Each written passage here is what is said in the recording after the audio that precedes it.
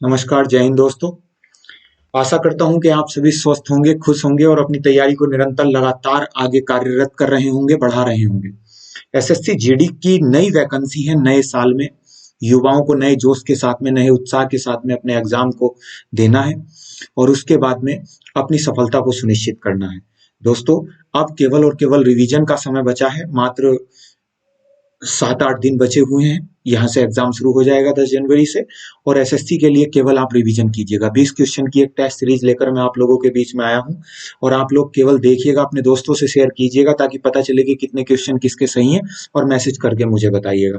तो सबसे पहला क्वेश्चन हम लोग शुरू करते हैं, आप लोगों के सामने है। निम्न में से किस नदी को दक्षिण पूर्व एशिया की गंगा कहा जाता है? तो दक्षिण पूर्व एशिया की गंगा की बात चल रही है दोस्तों, भारत की गंगा की बात नहीं चल रही है। भारत में गंगा है, भारत की प्रमुख नदी है, सबसे लंबी नदी है, आपको बताना है। तो दक्षिण पूर्व गंगा की अगर बात आती है तो मैकांग नदी, मैकांग नदी चीन से निकलती है और चीन से निकलती हुई म्यांमार से होती हुई थाईलैंड, लाओस, इन सब देशों से होती हुई नीचे की ओर जाती है। और ध्यान दीजिए कि ये चीन से निकलती है। इरावदी नदी म्यांमार की प्रमुख नदी है, हांगो नदी चीन की प्रमुख नदी है और सितांग नदी भी म्यांमार की ही प्रमुख नदी है। तो इसका सही उत्तर हमारे सामने है मैकांग नदी, दक्षिण पूर्व एशिया की गंगा। नेक्स्ट क्वेश्चन, चंद्रगुप्त मौर्य के दरबार में आने वाले पहले ग्रीस राजदूत का नाम क्या था? प्लेटो, मेगास्थनीज, अरस्तु, सिकंदर। आप लोगों के सामने 4 उत्तर हैं। तुरंत 4 ऑप्शन में से सही उत्तर मुझे बताइएगा। तो ध्यान दीजिए दोस्त, सिकंदर जब भारत में आया था, सिकंदर, तो सिकंदर घनानंद के शासनकाल में आया था भारत में। महापद्मानंद के बाद घनानंद नंदवंश का अंतिम शासक था और सिकंदर क्योंकि चला गया था तो वो अपना सारे का सारा जो राजपाट यहाँ पर था वो सेल्यूकस निकेटर को दे गया था। तो सेल्यूकस निकेटर का ही एक राजदूत था जिसका नाम था मेगास्थनीज, अर्थात भारत में आने वाला मेगास्थनीज सबसे पहला राजदूत था जो चंद्रगुप्त मौर्य के दरबार में भारत आया था। लगभग ये 303 वीसी से 299 वीसी के आसपास भारत में रहा था और इसने एक प्रमुख पुस्तक लिखी थी, उस बुक का नाम है इंडिका। तो हम सभी जानते हैं कि उस बुक का नाम क्या है, इंडिका। और इंडिका में उसने मौर्य वंश साम्राज्य के बारे में और चंद्रगुप्त मौर्य के बारे में विशेष चीजें लिखी थी। हालांकि बहुत सारी चीजें इंडिका में ऐसी बताई गई हैं जो अमान्य हैं, लेकिन इंडिका पुस्तक बहुत ही फेमस पुस्तक है जो भारत में मौर्य काल के प्रशासन के बारे में जानकारी उपलब्ध कराती है। नेक्स्ट क्वेश्चन की बात करते हैं, वह कौन सा गुप्त शासक था जिसने विक्रमादित्य की उपाधि धारण की? तो गुप्त शासक की अगर हम बात करें तो गुप्त वंश की स्थापना श्री गुप्त के द्वारा की गई थी और उसी के शासन में आगे चल के लगभग लगभग 375 से लेकर 414 के बीच में एक शासक हुआ है जिसका नाम था चंद्रगुप्त। और चंद्रगुप्त द्वितीय ने ही विक्रमादित्य की उपाधि धारण की। चंद्रगुप्त द्वितीय की प्रथम पत्नी वेदश्री से पुत्र प्राप्त हुआ जिसका नाम कुमार गुप्त था, जिसने नालंदा विश्वविद्यालय की स्थापना की। और चंद्रगुप्त द्वितीय की ही दूसरी पत्नी से प्रभावती गुप्त का जन्म होता है, वह प्रभावती गुप्त जिसका बागटक साम्राज्य के रुद्र सिंह से विवाह होता है। प्रभावती गुप्त बहुत ही प्रभावशाली महिला थी और चंद्रगुप्त विक्रमादित्य की अर्थात चंद्रगुप्त द्वितीय की पुत्री थी। तो इसका सही उत्तर होगा चंद्रगुप्त द्वितीय। नेक्स्ट क्वेश्चन की बात करते हैं, किस काल को दक्षिण भारतीय कला का स्वर्ण युग कहा जाता है? दक्षिण भारतीय कला की बात आ रही है दोस्तों। तो दक्षिण भारतीय कला का मतलब होता है, अगर हम बात करें तो 3 राज्य बड़े फेमस हुए हैं दक्षिण भारत में, चेर, चोल और पांड्य। इनमें सबसे फेमस चोल राज्य हुआ है और दक्षिण भारत में जो स्वर्ण काल कहा जाता है वो निम्नलिखित में से चोल को कहा जाता है। चोल के पास सबसे अधिक जल सेना थी और उसी जल सेना के बल पर उसने श्रीलंका पर भी हमला कर दिया था। नेक्स्ट क्वेश्चन की बात करते हैं, स्वतंत्र समाचार 1919 में बनने वाला एक समाचार था जिसकी अगर हम भाषा की बात करें तो भाषा इसकी अंग्रेजी थी, इंग्लिश भाषा का यह समाचार था। इसके संस्थापक की अगर बात करें, महत्वपूर्ण प्रश्न है, बहुत ही अच्छी परीक्षाओं में आता है। इसके संस्थापक मोतीलाल नेहरू थे, ऑप्शन नंबर ए बिल्कुल सही होगा, जवाहरलाल नेहरू के फादर मोतीलाल नेहरू। ट्रांसफार्मर की खोज निम्नलिखित में से किस वैज्ञानिक के द्वारा की गई? आपको बताना है ट्रांसफार्मर जो क्या कार्य करता है, बिजली को ज्यादा वोल्टेज से कम वोल्टेज में करने का कार्य करता है। इसकी जो खोज की थी वो माइकल फैराडे ने की थी। ऑप्शन नंबर बी बिल्कुल सही उत्तर है। और अगर खोज की बात आए तो 1831 के आसपास इसकी खोज की गई थी। नेक्स्ट क्वेश्चन की बात करते हैं, भीमबेटका की गुफाएं। भीमबेटका की गुफाओं के बारे में डॉक्टर श्रीधर करके एक महान व्यक्ति हैं, श्रीधर। इन्होंने लगभग श्रीधर ने 1957 के आसपास, 1957 से 58 के आसपास भीमबेटका की गुफाओं को खोज निकाला था। और ये पूरा पाषाण काल की गुफाएं हैं जो बहुत ही फेमस चित्रकारी के आधार पर चीजों को बयां करती हैं और बहुत ही मतलब एक तरीके से भावात्मक चित्रों का वर्णन किया गया है। भीमबेटका की गुफाएं मध्य प्रदेश के रायसेन डिस्ट्रिक्ट में पड़ती हैं। ऑप्शन नंबर इसका सी बिल्कुल सही उत्तर होगा। नेक्स्ट क्वेश्चन की बात करते हैं, भारतीय ग्रामीण रोजगार गारंटी अधिनियम जिसको नरेगा कहा जाता है, निम्न में से क्या नहीं करता है? तो ऑप्शन नंबर ए, यह मजदूरी रोजगार की गारंटी देता है, बिल्कुल देता है, मजदूरी रोजगार की गारंटी देता है। समावेशी समावृत्ति प्रोत्साहन देता है, बिल्कुल समावेशी माहौल बनाता है, समाज में रोजगार के अवसरों को साझा करता है और रोजगार के अवसर देता है। और प्रत्येक ग्रामीण परिवार में हर एक वयस्क को 1 वर्ष में 100 दिन का रोजगार की गारंटी देता है। तो दोस्तों 100 दिन के रोजगार की गारंटी देता है, ये तो बिल्कुल सही बात है। लेकिन एक वयस्क की बात आ रही है, इसमें कोई कंडीशन ऐसी नहीं है कि कितनी उम्र का व्यक्ति इसमें कार्य करेगा, चाहे वो वयस्क हो या वो उसकी उम्र ज्यादा हो या कम हो, कर सकता है। तो ये ग्रामीण क्षेत्रों में कार्य उपलब्ध कराने की सरकार की एक योजना है और ग्रामीण परिवारों को आजीविका उपार्जन में जो है सुरक्षा में वृद्धि करना। बहुत बढ़िया। इसमें सी बिल्कुल गलत होगा इसका, क्योंकि इसमें ये वयस्क वाली बात बिल्कुल सही नहीं है। और अब हम बात करते हैं नरेगा की। इसकी अधिनियम 2005 है और इसकी स्थापना जो शुरुआत की गई वो 2006 में की गई। इसमें लगभग दोस्तों अब वर्तमान में 213 के आसपास रुपए की जो है वो मजदूरी प्राप्त की जाती है। 100 दिन रोजगार के अवसर दिए जाते हैं ग्रामीण क्षेत्रों में। वह व्यक्ति जो शहरों में आकर कार्य नहीं कर सकते हैं और पढ़े लिखे नहीं हैं और उनको किसी भी प्रकार के रोजगार मिलने में कठिनाई होती है, उनको राज्य का कर्तव्य बनता है कि ग्रामीण क्षेत्रों में ही रोजगार उपलब्ध कराए जाएं। नेक्स्ट क्वेश्चन की बात करते हैं, सुप्रसिद्ध चित्र बनी ठनी।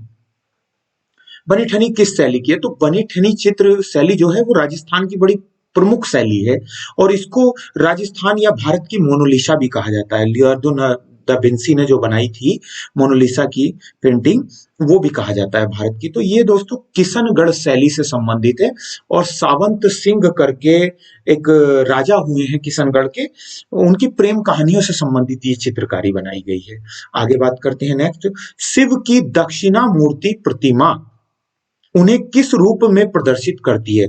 तो जब दक्षिणा मूर्ति की बात आती है तो समझ लीजिएगा कि भारत के दक्षिणतम केंद्र में यह मूर्ति है और तमिलनाडु में यह स्थित है और ये एक शिक्षक की भांति कार्य करती है, अर्थात दक्षिण दिशा की ओर देखती है और ये एक तरीके से बताती है कि एक शिक्षक की तरह से इंडिकेट करती है चीजों को। तो ये शिक्षक, ऑप्शन नंबर बी बिल्कुल सही उत्तर होगा। बहुत टिपिकल लेवल का प्रश्न है थोड़ा सा। महात्मा गांधी ने सत्याग्रह की कला को अभ्यास के रूप में कहां सीखा था? सीखा कहां था? इंग्लैंड, स्कॉटलैंड, दक्षिण अफ्रीका, अमेरिका। तो दोस्तों हम सभी जानते हैं कि महात्मा गांधी 1891 में दक्षिण अफ्रीका गए। दक्षिण अफ्रीका जब जा रहे थे, डरबन से प्रोटोरियो का उन्होंने टिकट लिया। ये डरबन है, ये प्रोटोरियो है। बीच में उन्हें रंग भेद का सामना करना पड़ा क्योंकि उस समय बहुत ज्यादा रंग भेद की भावनाएं चल रही थी। अंग्रेजों ने उनको जो है ट्रेन से बाहर उतार दिया मैरिट्सबर्ग के स्टेशन पर। और जब उन्होंने देखा कि एक पढ़े लिखे व्यक्ति के साथ इस तरह का दुर्विचार व्यवहार किया जा रहा है तो इसका मतलब है कि बहुत दिक्कत की बात है। इसलिए उन्होंने 1895 में वहां पर ही नटाल कांग्रेस की स्थापना की और लगातार सत्याग्रह में लग गए। और उसके बाद भारत में अगर बात करें तो 1917 में भारत में पहली बार चंपारण में पहली बार उन्होंने सत्याग्रह की शुरुआत। तो सबसे पहले दक्षिण अफ्रीका में उन्होंने सीखा था। दक्षिण अफ्रीका में गांधी जी को बहुत मान सम्मान दिया जाता है। भारत में सर्वाधिक उपजाऊ मिट्टी कौन सी है? तो सर्वाधिक उपजाऊ मिट्टी जो है भारत में काली मिट्टी, लाल मिट्टी, जलोढ़ मिट्टी या चुनेदार मिट्टी, आपको बतानी है। उपजाऊ मिट्टी की बात आ रही है तो जलोढ़ मिट्टी सबसे ज्यादा उपजाऊ होती है भारत में। और इसमें नाइट्रोजन की मात्रा तो देखो कम होती है, लेकिन सबसे ज्यादा उपजाऊ मिट्टी के आधार पर ये जानी जाती है। नाइट्रोजन इसमें बेशक कम होता है, इस बात का ध्यान रखना, लेकिन सबसे उपजाऊ होती है। संविधान के अनुच्छेद 108 के तहत निम्न में से किसे लोकसभा और राज्यसभा की संयुक्त बैठक को बुलाने का अधिकार है? बहुत ही बेहतरीन प्रश्न है। एक संसद होती है, संसद के दो अंग होते हैं, नंबर एक पर राज्यसभा होता है और नंबर दो पर लोकसभा होता है। और अगर ये सदन होते हैं, अगर अंग की बात करें तो तीन अंग होते हैं, जिसमें आ जाता है राष्ट्रपति। बोलो क्या आ जाता है? राष्ट्रपति। अगर ये दोनों सदन किसी विधेयक को लेकर आपसी सहमति नहीं बना पा रहे हैं, तो ऐसे में राष्ट्रपति का कर्तव्य बनता है कि वो 108 के अंतर्गत संयुक्त अधिवेशन बुलाए, दोनों को एक हॉल में बैठाए, और उस हॉल की बैठक की अध्यक्षता ये खुद नहीं करता है, वो लोकसभा का स्पीकर करता है। अर्थात अगर आपसे पूछा जाए कि जो संयुक्त बैठक बुलाई जाती है राष्ट्रपति के द्वारा, उसकी अध्यक्षता निम्नलिखित में से कौन करता है, तो आपको बताना है स्पीकर करता है।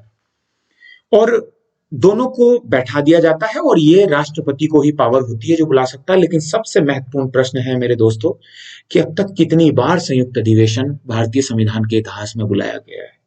तो अब तक 3 बार संयुक्त अधिवेशन बुलाए गए हैं। अगर आपसे पूछा जाए 1961 दहेज प्रतिषेध अधिनियम के आधार पर बुलाया गया था, 1977 में बैंकिंग सुधार अधिनियम में बुलाया गया था, और 2002 में आतंकवादी सुधार कानून के आधार पर, पोटा के कानून के आधार पर बुलाया गया था, प्रिवेंशन ऑफ टेररिज्म एक्ट। तो 1961, 1977 और 2002। नेक्स्ट क्वेश्चन है 1975 में भारत द्वारा लॉन्च किए गए प्रथम अंतरिक्ष यान का नाम क्या था? प्रथम अंतरिक्ष यान पूछा जा रहा है, भारत द्वारा लॉन्च किए गए। तो दोस्तों भारत के इसरो जो है उसने लॉन्च किया था, और इसरो ने लॉन्च किया था ये, और ध्यान दीजिए इधर,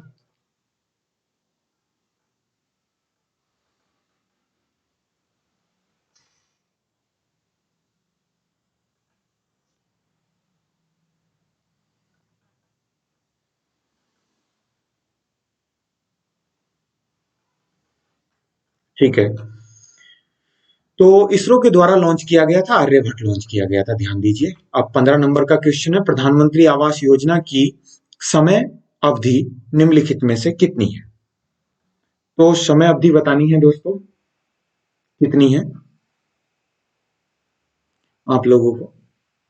तो समय अवधि निम्न में से क्या है ये आपको बतानी है। तो ये 2015 से लेकर 2022 तक है। नेक्स्ट क्वेश्चन, भारत का सर्वप्रथम डिजिटल पंचायत कहाँ का है? केरल का है दोस्तों, कोलट्टम करके एक गांव है जो केरल में पड़ता है। नेक्स्ट क्वेश्चन की बात करें, भारत में निम्न में से कौन सी मिट्टी प्रारूप लोहे के अतिरिक्त होने के कारण अनुवर होता जा रहा है? तो ये लैटेराइट मिट्टी है जिसमें लोहे की मात्रा पाई जाती है, और अगर अधिक पाई जाती है तो उसकी उर्वरक क्षमता कम हो जाती है। नेक्स्ट क्वेश्चन की बात करते हैं, निम्न में से किसका उपयोग करके पीने के पानी को रासायनिक कीटाणु शोधक किया जा सकता है? तो ये क्लोरीन को मिलाकर पानी को शुद्ध किया जा सकता है। शिक्षा का अधिकार अधिनियम 2009 के लक्ष्य शिक्षा को मुफ्त एवं अनिवार्य बनाना है, उन बच्चों को अधिकार निहित है जो प्राथमिक स्तर पर है। तो ऑप्शन नंबर ए बिल्कुल ठीक है, प्राथमिक स्तर पर। और ये 86वां संविधान संशोधन 2002 के अंतर्गत इसको पास किया गया था, और ये 1 अप्रैल पूरे के पूरे 2010 से भारत में पूर्ण रूप से लागू है। नेक्स्ट क्वेश्चन की बात करते हैं, भारत में राष्ट्रगान संविधान सभा द्वारा ग्रहण किया गया? तो दोस्तों 24 जनवरी 1950 को ग्रहण किया गया है।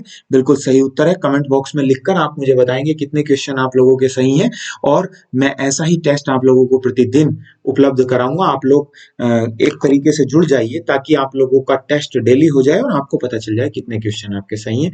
जितने भी क्वेश्चन आपके सही हैं आप मुझे कमेंट बॉक्स में लिखकर बताइए, और फिर मैं आप लोगों के लिए नेक्स्ट क्लास और नेक्स्ट डे लेकर आता हूँ। मिलते हैं नई क्लास में। ठीक है दोस्तों, जय हिंद, नमस्कार, फिर मिलते हैं।